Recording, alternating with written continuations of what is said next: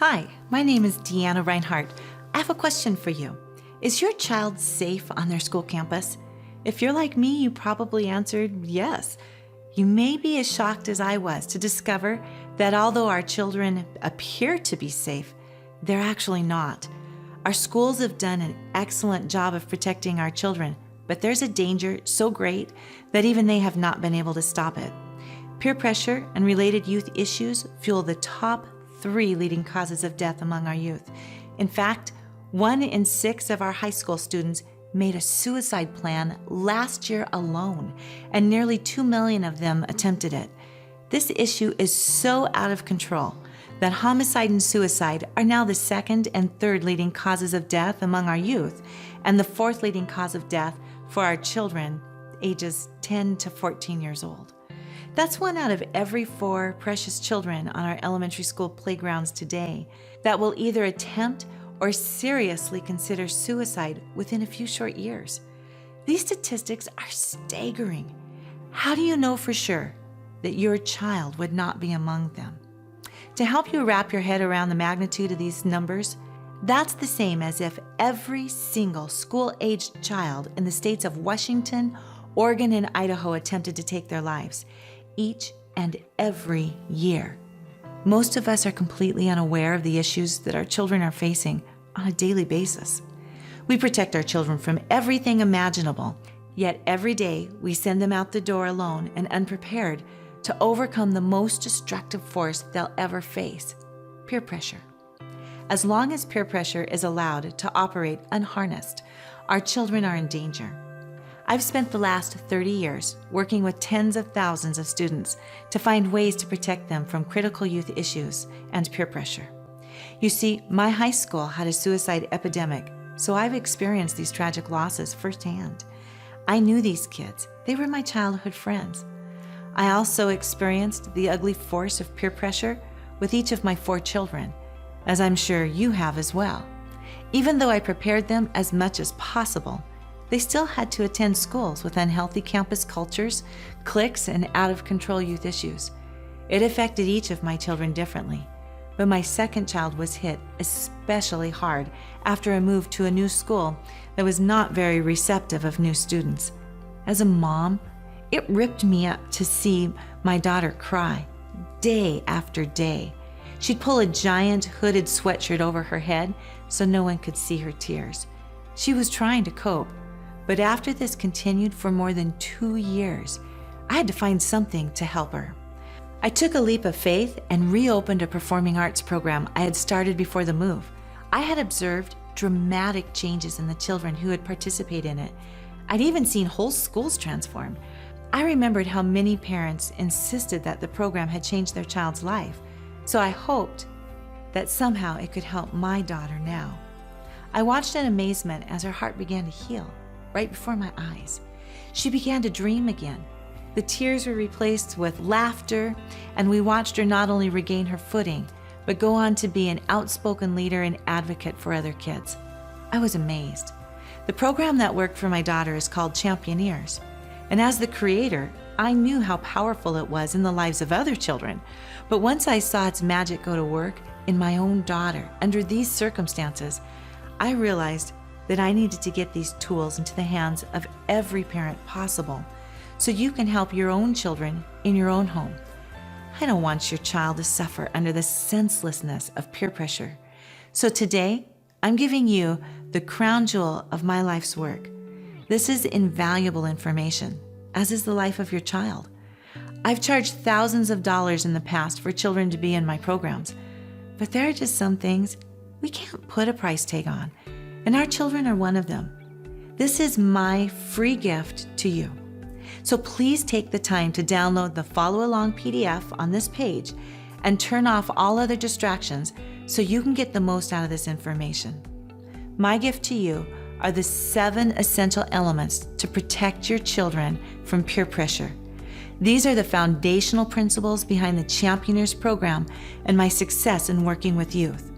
All I ask is that you use these tools to help protect your children.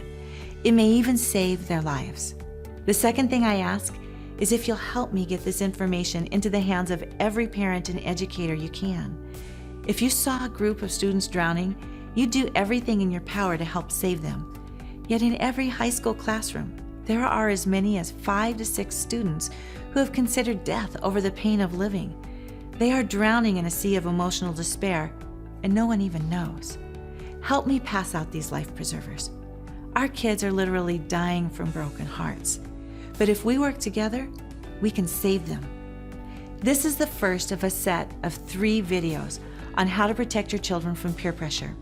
In each video, I give you some valuable insights into peer pressure and some simple steps you can do at home. Let me just say at this point that this information is for both moms and dads. Since I'm a mom, you may notice that I talk in mom language and at times direct my comments to moms. Dads, you are equally, if not even more important in this process. So please keep in mind that this information and call to action is to every parent. So let's jump right into today's powerful insights. This video is called, Are My Children Safe at School? 7 Things You Can Do at Home to Protect Your Children. What exactly is peer pressure, and why is it so difficult for our children to withstand? Peer pressure is a basic survival instinct known as herding or modeling. It is present in all social environments, beginning within our own families when we're born. It takes on a more pure element once we enter elementary school, and it intensifies through middle school, high school, and college. All you have to do is walk on the playground, and within a few minutes, you can identify the social status of almost every child. Already, the forces of peer pressure are well in motion, even at these young ages. This is the direct result of our survival instinct. What's happening is that our brain is a crazy problem-solving machine. Its job is to keep you safe and alive. To do this, your brain needs a little information. Well, a lot of information. In fact, it handles about 400 billion bits of information per second. To do its job, it needs certain answers to certain key questions. These questions serve as a blueprint to our master operating system, so it knows what to do and how to do it. If the brain does not have these questions answered, it doesn't know what to do. We're literally lost without a map. The problem is that most of us don't even know that we have these questions. Meanwhile, our brain is seeking answers any way it can get them in order to make sense out of our world. To find these answers, we look to our group of peers to see what they're doing. After all, if they're successful and we do what they're doing, we'll be successful too. We call this modeling. And as I mentioned earlier, it's actually a survival instinct. In antiquity, and even up into modern times, modeling used to only take place within a safe and trusted group of intimately connected friends and family that relied on each other for survival. Nowadays, modeling happens primarily on our school campuses. When modeling takes place within an environment where a child does not feel accepted or protected from within that group, it morphs into a survival of the fittest competition that we call peer pressure. Instead of empowering our children to model success, it pressures them to conform to the status quo. Since most of this takes place on an instinctual, subconscious level, we can see and feel the effects of peer pressure, but don't understand the greater survival forces that are behind it. What are these critical questions that children are trying to answer? They contain the who, what, when, where, why, and how of our lives. These questions are subconscious, and most people don't even realize they have them, but the answers form our own unique operating system. We don't need to know the answers when we're little because we have caregivers making decisions for us.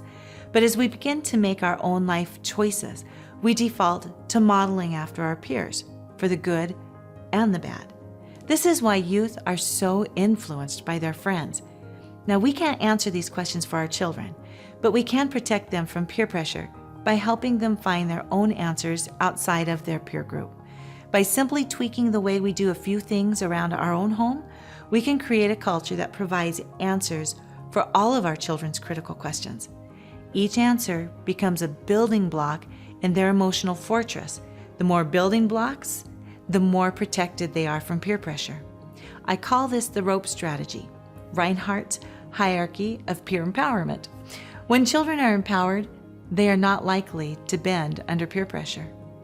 Our first building block in the rope strategy creates a culture of vision. Vision helps to answer the question, who am I? This building block teaches children how to believe in themselves.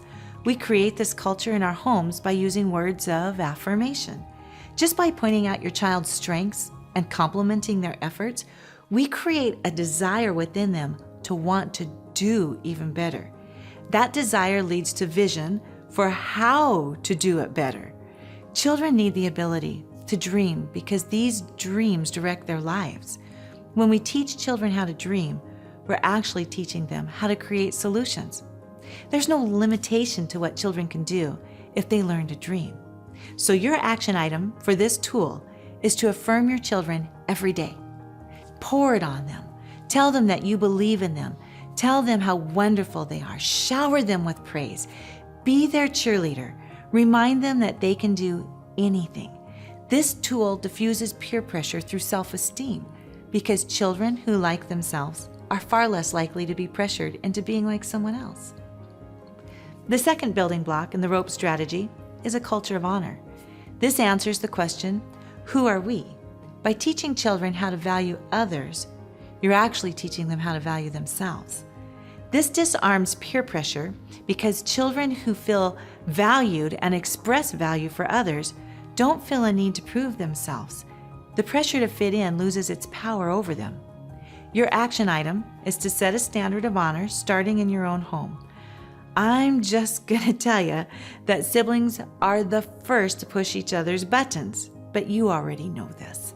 As you pour out affirmations on your children, they learn how it feels to receive compliments as well as how to give them. This will take some time, but as you draw new boundaries, you'll see the atmosphere of your home change from disrespect to respectful, and from harshness to kindness. Did I mention this can take some time with siblings? This single action is so transforming that I dedicated an entire video on how to do this with your family nights. I even give you my all-time best mommy tricks. They really work. They'll help you out. Kids are the masters of put-downs, but when you as the parent step in and say, we don't do that here. We only say nice things. It actually establishes an expectation and a boundary. I encourage you not to focus on how to stop the harsh words as much as how to reward the kind words. When my kids were growing up, I gave awesome awards. When a child reported one of their siblings doing a kind act or saying a kind word to them, both children received a Skittle, one for their kindness, the other for appreciating it. It's amazing how many nice things children can do when they get candy for it. Oh, I know it was mostly fake when we first started this, but in time, those acts of kindness became natural responses. The third building block in the ROPE strategy is a culture of purpose. This answers the question, where am I going? No one knows the life course of their child, but neither are they tossed around in the wind and just end up at a final destination. It's our job to prepare them to jump when opportunity presents itself. This diffuses peer pressure because children who develop their interests and their talents gain a stronger sense of purpose and appreciation for their unique identity and are far less affected by conformity. Here's your action item. The best way to create a culture of purpose in your home is to nurture talents and interests. We do this through lessons and venues of exploration. Watch what kinds of things your children enjoy. Then put them in lessons so they can master their interests. Take lessons yourself or find a Mommy and Me class. Take your children on dates to live theater productions. Go to the science museum. Go camping and backpacking.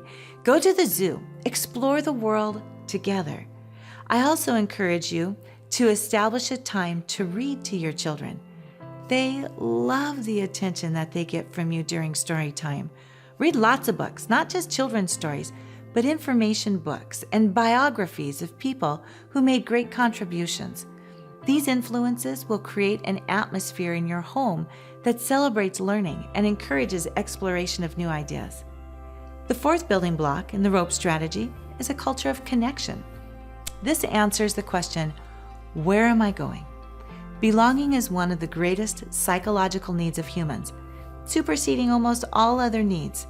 It is the rocket fuel behind peer pressure, causing children to do almost anything to fit in. Belonging diffuses peer pressure because children who are able to connect with small interest groups are less likely to follow the crowd. These interest groups not only provide community, but also provide group goals that satisfy the immediate question of, where am I going right now?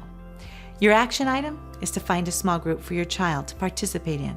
This can be a sports team, 4-H, children's church, youth group, science club, or performing arts groups.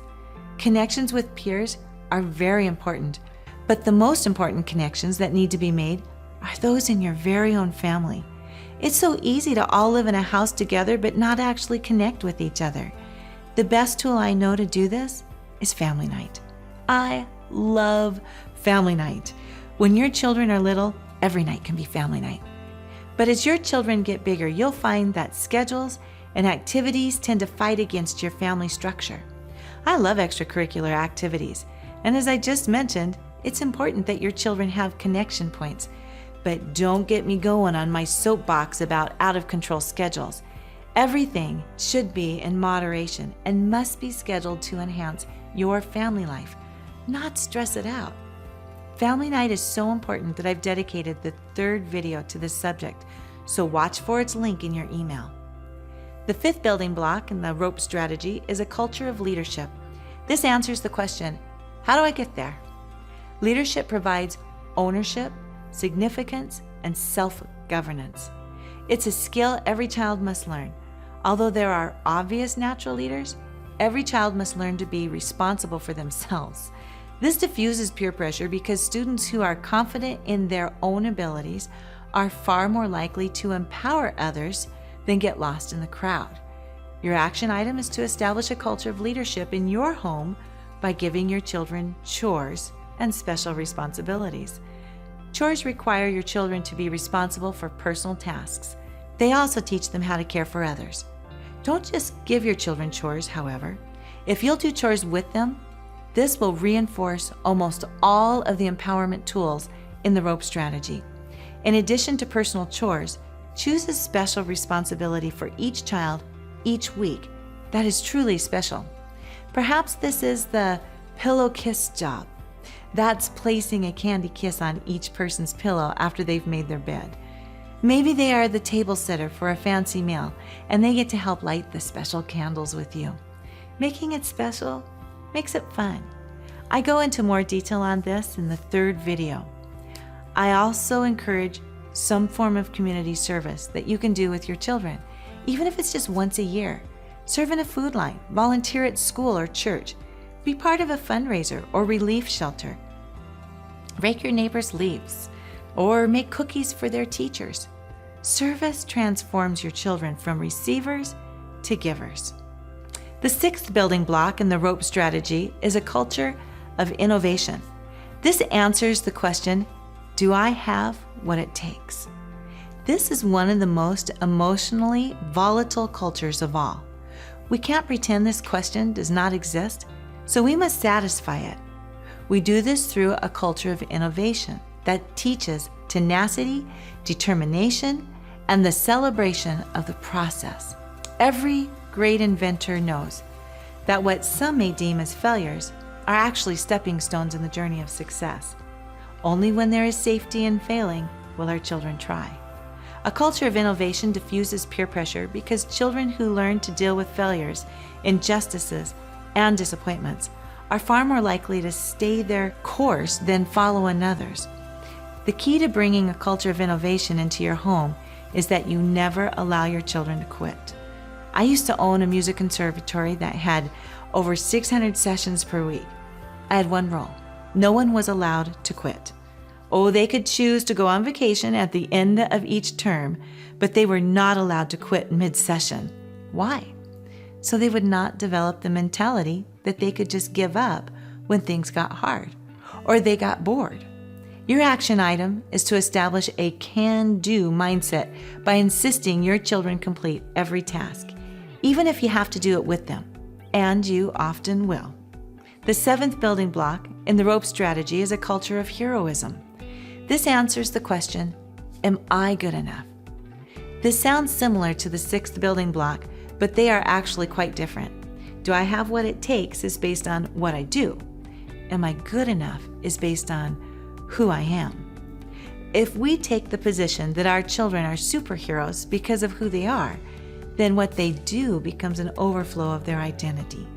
This diffuses peer pressure because children who develop a clear understanding of their intrinsic worth develop an intrinsic compass that is not easily compromised. Peer pressure has little ability to persuade them to participate in activities that do not align with their compass of truth. When children make mistakes, and they will, they are more likely to distinguish a bad choice from being a bad person. You can help your children develop intrinsic worth by expressing unconditional approval that is not earned or deserved or based on performance. One way to do this is again with your words. For example, instead of saying, "You messed up, you always do it wrong," you might consider something like this. "This is inconsistent with who you are. Next time, stop, think it through, you'll get the hang of it." The goal is to always confirm who your child is, not what he isn't. When you establish these 7 cultural elements in your home, you help your children answer the 7 critical questions that protect them from peer pressure. I can't encourage you enough of the vital importance you play in your child's life. When you implement these 7 elements, you help your children build an emotional fortress that will protect them all their life. You can do this all on your own, but I understand how crazy busy you are. If you feel like it's too much or you just can't do one more thing, I'll help you. We'll do it together, step by step, for the sake of your kids. Since I've done this with my own children and with thousands of others, I've already put together resources that make it easy and fun. I've also created a mommy school that goes with the resources so I can teach you how to teach your children. If you'll let me, I'll hold your hand through this entire process and be your cheerleader. You don't have to do it alone. I'll tell you more about these resources soon. Meanwhile, I don't want you to overload with too much information, but I have a couple more tools I want to get to you. In a couple days, I'll send you the next video, how to motivate your children to make great choices and have them think it's their idea. We can give our children the 7 essentials, but they can't apply them unless we reteach them how to think. I'll show you how easy it is with my magic secret sauce. Don't forget to pass this information on to your friends. Every child deserves to be peer pressure proof. That can only happen if we each do our part to put this information in the hands of every parent we know. Post this link on your Facebook, send it out in an email, but please pass it along. It may save the life of a child you know.